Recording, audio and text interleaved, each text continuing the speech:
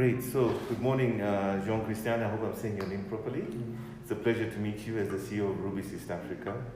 And I'd just like to ask you a little bit about yourself, maybe a short summary of your background and how you ended up here at RUBIS in Kenya.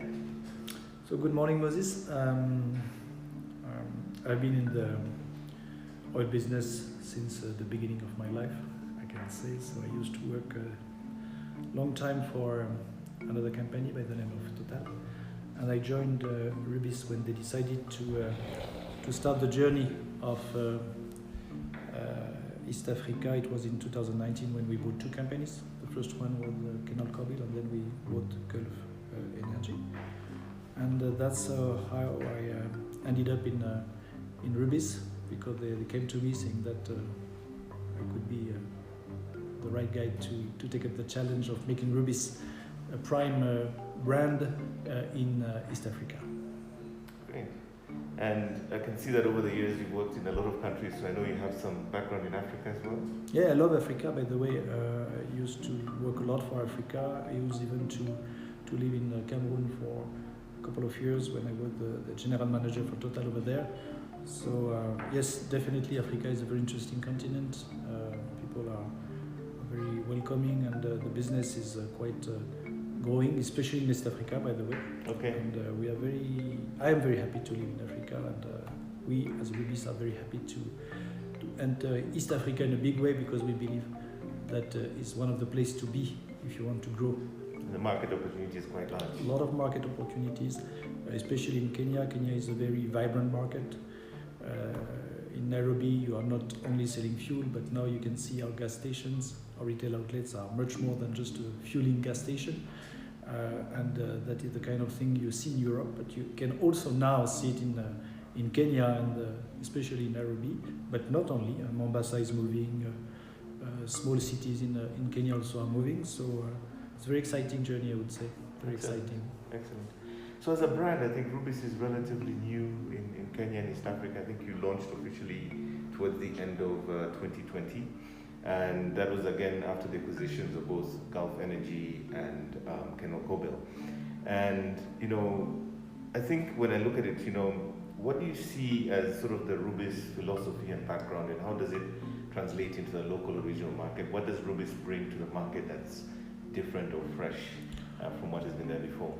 I think what we believe in is, as I said before, a gas station will not be a gas station anymore. It's, I would say, a convenient place. I mean, people are traveling, and when they are traveling, we need to make their life easier. We need to make sure that they can find what they need on the journey. So our philosophy is to make sure that you can stop at the RUBIS gas station, not only to fuel, but to get whatever you need. You need to drink, you need to go to the toilets, and we are putting a lot of focus on having neat and clean toilets everywhere. You need to be able to rest. Sometimes you need also to connect, so we try to also bring Wi-Fi to our sites, and you need a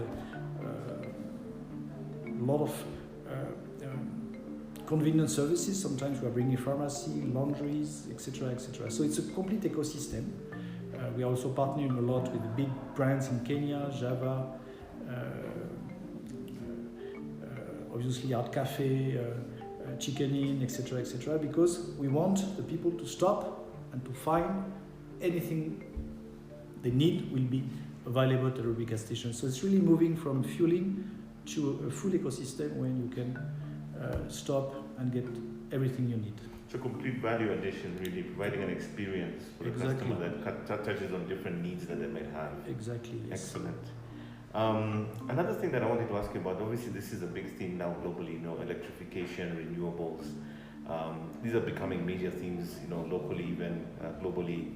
And I'm just curious about, where RUBIS is going in this direction, how it's positioning itself to start looking at this space. I know in Africa these are very early days to have these sort of conversations, but you can start seeing the trend is starting to also come to this market. But what is happening in Europe, for instance, is quite amazing. I mean, nobody could predict a few years ago that it would go so fast. So obviously it's a big question mark for us to understand how Africa will move toward these new clean energies, electrical vehicles, and all these new ecosystem. So obviously we are carefully looking at that. When it comes to energy transition, it's obviously not simply moving to fossil fuel to electricity. It's also, for instance, using some clean energy like LPG, for instance, which I believe is a very good energy for managing that energy transition, because LPG is clean. We are also looking at biofuels, which obviously is also a key topic in terms of reducing our carbon footprint. Electricity, I don't know yet. What I believe, but it's very personal, it will come not tomorrow, but it will come, and most likely faster than we can expect. I believe that it will come mainly in the big cities, and I think Nairobi will be one of the places, because it will help to reduce pollution, and it's one of major topic in Nairobi. So I think big cities where electricity is already available might be the places where you could see the move going a little bit faster than expected. But it will take time, obviously. Yeah, definitely. But we should not underestimate the fact that it will come. Yeah, I think so too, and I think also the infrastructure has to be there, the fundamentals have to be in place, there needs to be a solid foundation to actually do this. That's why I believe Nairobi, the big cities where, let's be honest, the distribution is already quite existing and quite well in place. I think we can see things moving quite fast in these big cities. Great. I don't know if you're able to share some information around, I don't know whether this is almost interchangeable between the card and the app, because I think the card had been there for some time and then the app came. But are there any insights you might be able to share around how significant, the fact that the card acts as almost a electronic transactive platform, it also, provides, I think, some loyalty element to the customers. How's that doing in terms of, creating differentiation in the marketplace for RUBIS? Well, I think there are two topics in your question. The first one is the fuel cards, and we believe it brings a lot of value for customers, especially for big companies, because we help them to better manage their fuel consumption. So it's obviously a key value that we are bringing to the fleet managers, and we have also launched, by the way, a RUBIS card for a B2C for customers. So we believe that is something that will help the people to better manage their fuel consumption. But now the question is more than just the RUBIS card. The question is about becoming digital. And we believe that the RUBIS card was one of the simplest thing to bring to the digital ecosystem that we want to put. Because when you look at internet banking, for instance, today, the RUBIS card should be able to do the same. So now, through digital, you can buy a RUBIS card, you can top up a RUBIS card, you can block a RUBIS card, you can change your PIN, you can do everything now. A few years ago, you had to come to the office, or it was a lengthy process. So now you can do everything in few minutes from your home, from anywhere. So that was the starting of the journey, how we can make the life of our customers simpler. And when you start that journey, so you see a lot of value you can add. Of course, station finder, you can then drive to store functions, and then we are thinking about what else can we do. And one key topic that came to us, for instance, was LPG. I said I believe a lot in LPG, so we want to be able to get our LPG home delivered, and for that you can do it through your app. And we have many other things in order to bring more and more value, because we believe that digital will be the key topic for tomorrow. Absolutely. And there's no question about that. So it's a journey that we are starting. It's not an easy one, because we need to change customers' behaviors, but we are very happy that the feedback we have received so far is quite positive, and we continue to believe that it will be one of the key way of interacting with our customers tomorrow and bring value to our customers. Excellent. What about the mobile app? I think there's been a lot of promotion happening in the last few months. I've seen, I'm very happy by it because it's iPhone, so the fact that you launched both. Many companies in Kenya, when they launch an app, only have Android. So I like that, the fact that you've covered both primary mobile ecosystems. But I'm very excited to hear a little bit more about the journey, where it came from, where it is today, where it's going, but also, what's been the uptake, what have been some of the key insights that you are seeing as a result of people adopting the app? I would say, first of all, the key element when you want to have such a digital tool is the payment. Because you can bring to your customers many information, but when it comes to manage the full payment process, it's quite a challenge. So I think we took quite a long time to make sure that the process was secure, that the process was smooth, and that was for me the key element to differentiate ourselves from competition, because it's quite difficult to make sure that you can smoothly ensure the payment process through Visa, through M-Pesa, through RUBIS card is smooth. And now when you get to home delivered the LPG, you need also to interact with people like GoBeba for the supply, etc. So it's a full ecosystem.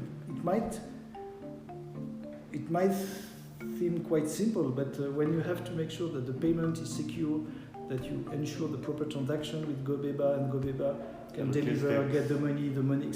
You cannot imagine how complex it is. Huh? You cannot imagine. People say mobile app is not just an app, it's an entire, the back end is the most important piece. Yeah? Exactly. So once you are strong with that, then it opens the door for a lot of things. But if you don't secure your payment, it's you take a big risk, and you might also make your customer unhappy. So that was one of the most significant learning. The payment process was key for us. Okay. Now we have communicated a lot, because you can have the best app in the world if people don't know about it. So we try now to, because we believe it will be a success, so we try to promote as much as possible in order for the people to experience, for the people to know, for the people to download, and then hopefully we'll get a good feedback. So just to give you an idea, and maybe you can comment on that, because I have no clue. Let's say in a couple of months we reached 20,000 downloads. Oh, that's good. I don't know if it's good. It's not bad. Trust me. And it's still growing a lot. And the challenge we have with Catherine is obviously to make sure that downloading your app is not a big deal. The big deal is to make sure that you are not deleting it after two weeks or 2 months. So for that, you need to keep on bringing value to customers, you need to interact, and this is a huge and long journey. And when you look at that journey, there's one key topic, I think, for tomorrow morning, which is what do we do with the data mining, and the information you're the getting. information, and how to use it. And you have to use it also within the frame of data protection, etc. Exactly. So that is a challenge for us. It's an exciting challenge, but I believe that if we do it right, bottom line is to bring more and more value to our customers. So we are here today, we are growing the app, we are trying to bring value, but we know that the journey is just about to start, because there's a lot more to do in terms of how we can bring more value and better serve our customers. Right. I'm glad to hear that at least 20,000 people have downloaded, and there's retention and utilization happening. And I think it also transforms the service experience in terms of what customers expect from a business like yours. And down the road, I think, increasingly, I think the thing you mentioned about privacy, and often we'll talk about first-party data. There's this onus of responsibility now on organizations and how they treat customer data, but also those insights tell us many stories about what customers actually do or actually want.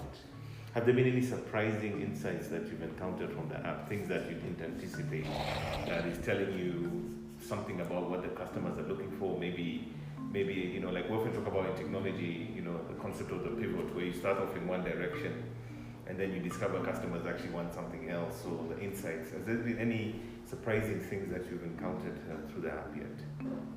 Thank you. Maybe for the home delivery, all the customers thought these were being in all the regions. Yeah. Same in Mombasa, we're getting a lot of calls from Mombasa.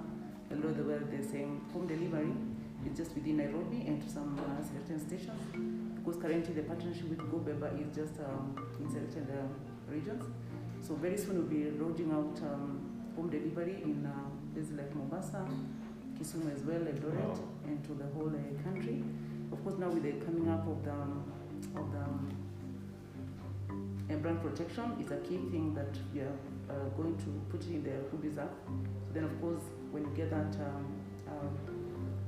cylinder at your doorstep, it's a cylinder that you're going to start the lead and to ensure that it's correctly cylinder that is bought from a RUBIS station. So it's going to be a big key thing for us. The other challenge maybe the customers are finding it's the journey could be a bit lengthy, but of course with now the e-commerce is going to be shorter, where of course the customers will be able to use their Visa and MasterCard to make the payment a bit shorter than to get to the bank, put the money in the M-Pesa. So of course e-commerce is going to be a big thing for us. It's what the customers have really been looking for and longing for. So I'm sure the e-commerce is going to be a good thing for us. I think I'm particularly, interested in the idea that, in the last 18 months, we've seen that consumers in Kenya and globally have become digital first, right? We all started buying from our supermarkets online.